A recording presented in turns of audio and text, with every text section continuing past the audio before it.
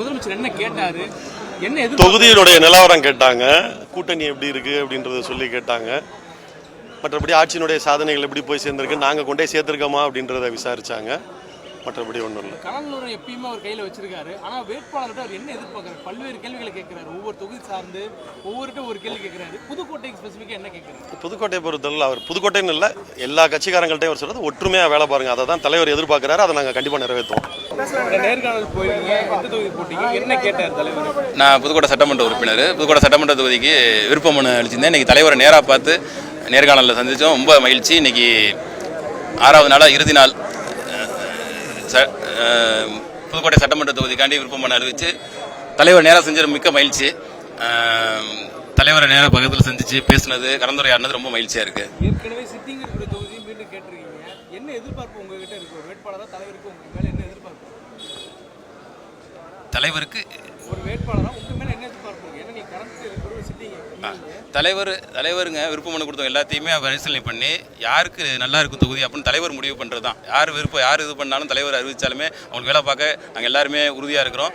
மீண்டும் 200 தொகுதிக்கு மேலே வெற்றி பெற்று மீண்டும் திராவிட மாடல் 2.0 ஆட்சி அமைப்பது உறுதி. புதுக்கோட்டை தொகுதிக்கு நேர்காணல் வந்திருக்கீங்க. முதல் மேயராக இருக்கீங்க. புதுக்கோட்டைக்கு முதல் மேயராக இருக்கக்கூடிய சூழலில் நீங்கள் சட்டமன்றத்தை நோக்கி வந்திருக்கீங்க. என்ன எதிர்பார்த்தாரு, என்ன கேள்விகள் கேட்டார்? முதலமைச்சர் எல்லாரும் ஒத்துழைப்பு கொடுங்க, நாங்கள் யார் சொல்கிறோமோ அவங்களுக்கு எல்லாரும் வேலை செய்யுங்க அப்படின்னு சொன்னாங்க. புதுக்கோட்டை தொகுதியுடைய கள நிலவரங்களை பற்றி கேட்டாரா? என்ன கேள்விகள் ஸ்பெசிஃபிக்காக கேட்டார்? ஸ்பெசிஃபிக்காக போன தேர்தலில் எவ்வளோ வித்தியாசத்தில் ஜெயித்தோம் அப்படின்னு கேட்டாங்க. அதே மாதிரி கூட்டணிலாம் நிறைய இருக்கிறாங்க, அதெல்லாம் பார்த்து தான் நாங்கள் அறிவிக்க முடியும் அப்படின்னு சொல்லியிருக்காங்க. புதுக்கோட்டையில் 6 தொகுதிகள் இருந்தாலும் 6ஐயும் திமுகவில் கடந்த 2020 தேர்தலில் வெற்றி பெற முடியல.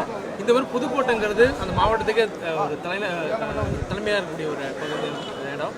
அந்த இடத்துக்குள்ளான தொகுதிக்கு எவ்வளோ முக்கியத்துவம் வாய்ந்தது, அதை பற்றி என்ன கேட்குறேன்?